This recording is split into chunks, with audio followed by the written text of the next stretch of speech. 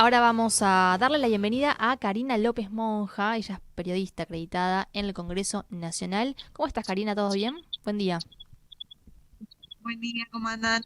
Bien, ¿Cómo muy va? bien. Gracias por tu tiempo, como siempre, con Radiográfica. Bueno, comentanos un poquito acerca de lo que sucedió el día de ayer. Esta, podemos decir, derrota de Milei en la Cámara de Diputados.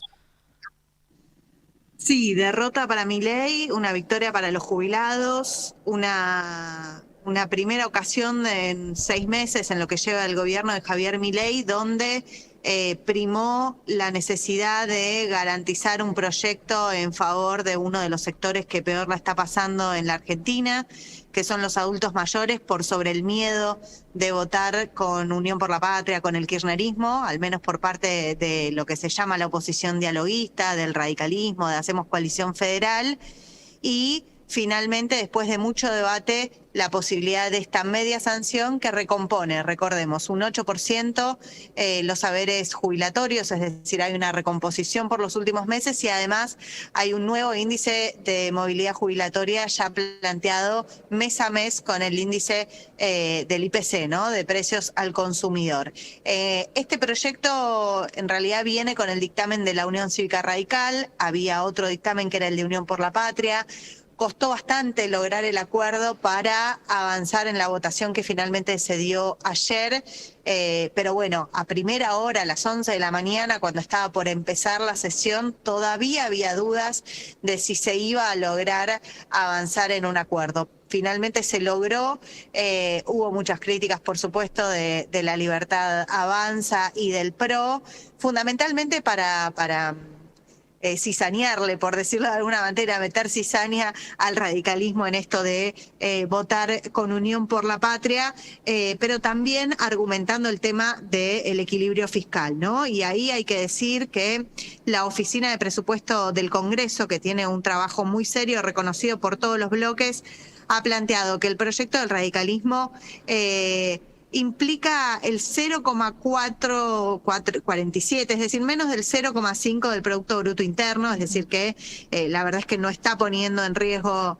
el equilibrio fiscal, incluso diputados de la coalición cívica decían, no nos vengan con que el problema es el equilibrio fiscal, esto no es así, o que estamos haciendo una mayoría del helicóptero golpista, ni mucho menos, acá estamos discutiendo jubilaciones, pero bueno, fue tenso y largo, muy pero muy extenso la discusión en diputados y el dato a tener en cuenta que es que a la madrugada, muy atento a su trabajo en las redes sociales, el presidente Javier Milei volvió a plantear que si sale esta ley la va a vetar apenas esté promulgada. Recordemos que todavía tiene media sanción, tiene que ir al Senado, tiene que ser aprobada por el Senado, pero luego de eso Milei ya ha planteado que la va a vetar y ahí hay un tema importante y que puede implicar un antes y un después, que es que por los votos que sacó esta ley, hay condiciones para que la insista con el proyecto diputados y el Senado si Milei la quiere vetar. Es decir, recordemos que la Constitución Nacional plantea la posibilidad de que el Poder Legislativo insista con un proyecto si es vetado por el Ejecutivo, lo tiene que hacer con una mayoría especial. Bueno, esa mayoría especial se consiguió para el tema jubilaciones Bien. y ya algunos diputados adelantaron que si esto sucede van a insistir con el proyecto. Bien, buen dato ese, ¿no? Porque y Ujú. aparte también está el costo político de Milei de vetar una ley así. Bueno, eso es lo que argumentaban desde el PRO y la Libertad Avanza. Toda esta sesión es un circo para darle un costo político al gobierno.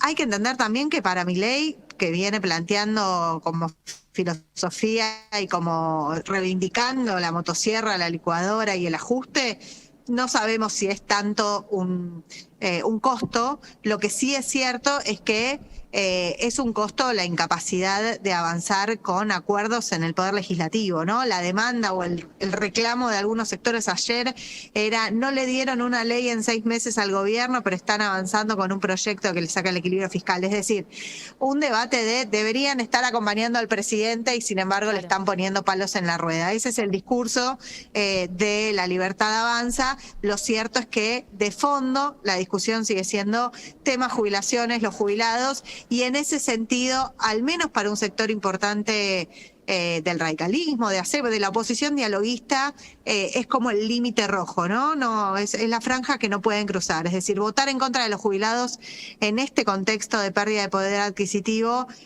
bueno, sería Sería un costo. demasiado, al menos eso es lo que plantean hacia adentro. Y aparte, al mismo tiempo, se aumenta en un 80% el sueldo de los diputados. Bueno, es un tema, a tener en cuenta eso. A ver, todavía no está el aumento, es decir, la resolución no está oficializada, no hay un papel hoy que diga que efectivamente ese aumento se dio. Ayer, antes de ingresar a la sesión, hablamos con varios diputados de todos los bloques, en off, por supuesto, sobre este tema. Algunos decían, me llegó la propuesta, hay que ver cómo se lleva adelante, es fundamental que se aumente, que se recomponga la dieta que tenemos porque no alcanza, y ahí empiezan las palabritas, ¿no? No sería un aumento, sería una recomposición.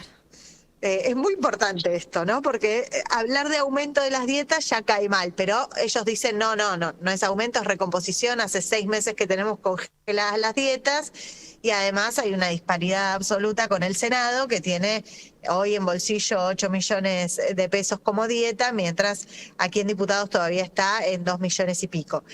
Esa es la primera cuestión. La segunda cuestión es quién se lleva el costo político del aumento de las dietas o de la recomposición, como querramos decirle. ¿Por qué? Porque una opción es volver a enganchar la paritaria de los trabajadores legislativos a los diputados en este caso, ¿no? Que es algo que se desenganchó a pedido de Milei y que lo ejecutó Martín Menem en el último aumento que se retrotrajo. ¿Qué pasa? Esa es una opción que no implica la firma de cada uno de los jefes de bloque. Otra es pensar una suba o una recomposición donde todos los jefes de bloque tengan que firmar y tengan que plantear que efectivamente están de acuerdo. Entonces, ahí empieza el debate de si el costo político se lo lleva Martín Menem, con lo que implica después el impacto que tiene eso en su relación con Javier Milei, y otra es si es un acuerdo o una presión que le pusieron todos los jefes de bloque que firman y acuerdan esa suba. Lo que nos decían desde el oficialismo ayer es, nosotros bajo ningún concepto vamos a permitir que sea de más del 80%, es decir, más que la inflación, y va a ser en cómodas cuotas, hablaban de 3 cuotas. Bueno, más allá de este debate, efectivamente, ayer algunos diputados de Unión por la Patria cuestionaban que se haya incorporado la discusión en los pasillos del aumento a los legisladores en el momento en que se estaba discutiendo jubilaciones, ¿no? Pero lo cierto es que todavía no se oficializó, pero desde la presidencia de la Cámara nos dicen que si no es hoy, es mañana. Okay. No hay mucho más tiempo. En esta semana se debería avanzar en esa suba y, bueno, seguramente el malestar que ya generó en su momento va a volver a tener implicancias, pero en el mientras tanto va generando debate entre ambas cámaras en relación a esta disparidad que mencionábamos antes. ¿Qué tal, Cari? Acá Marcos Maldonado te saluda. Te quería consultar en qué quedó el Fondo Nacional de Incentivo Docente, el presupuesto universitario, que había una iniciativa de Unión por la Patria de que sea parte del temario de la sesión de ayer. Sí, Marcos, ese es un tema importante. Cuando comenzó la sesión especial a las 11 de la mañana, el bloque de Unión por la Patria, de hecho, el presidente del bloque, Germán Martínez, hizo un pedido para incorporar el tema del Fondo Nacional de Incentivo Docente y otros diputados plantearon incorporar otras cuestiones, fundamentalmente el tema más de emergencia presupuestaria en universidades. ¿Qué pasó? Se votó y la votación fue rechazada por amplia mayoría, hay que decirlo. ¿Por qué? Porque el radicalismo dijo, no queremos discutirlo en esta sesión tiene que ser solo para jubilaciones. Lo habían planteado en las negociaciones o en los intentos de diálogo previos con Unión por la Patria e incluso ya pidieron o convocaron a una sesión especial para tratar estos 2 temas el próximo 3 de julio a las 11 de la mañana. Ahí hay que tener en cuenta una cosa, Marcos, que es que los dictámenes, en el caso del FONIDI, de emergencia presupuestaria, tampoco se logró un acuerdo tan claro de un solo dictamen de toda la oposición de manera unificada. Entonces, la discusión es, si vos no llegás a acuerdos, si vos no lográs definir qué proyecto vas a tratar y cómo le haces modificaciones a ese proyecto, podés terminar rechazando los 5 dictámenes que existan o los 6 dictámenes que existan y que no se pueda tratar durante todo este año ese tema. Ese es el argumento que dio el radicalismo.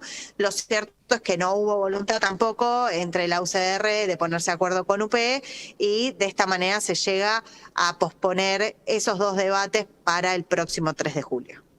Te consulto también, Cari, por el proyecto de ley bases, ¿en qué quedó? ¿Hay alguna novedad de cuándo puede hacer su tratamiento? Se hablaba del 12 de junio como una alternativa. Todavía no está oficializado, se sigue hablando del 12 de junio, se sigue hablando de la semana que viene.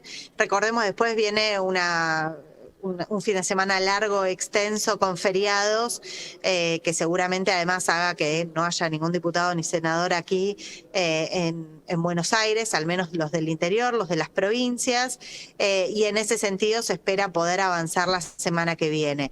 Esta semana hubo varias reuniones, Marcos, para tratar de acordar cuáles van a ser los puntos, en los puntos más álgidos o en los puntos de debate, tratar de llegar a un acuerdo para que no se complique la cosa en el momento de la votación.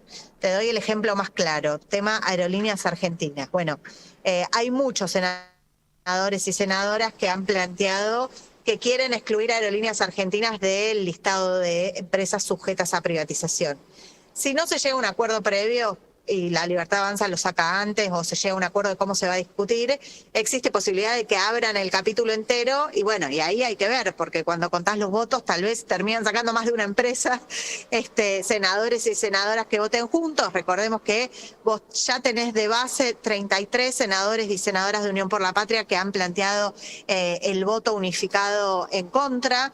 Entonces, de alguna manera lo que está haciendo el oficialismo es tratar de achicar los puntos en donde puede tener complicaciones para conseguir los votos y donde puede haber modificaciones a su proyecto. Uno es privatizaciones, otro tiene que ver con delegaciones de facultades, otro tiene que ver con el régimen de promoción a las grandes inversiones.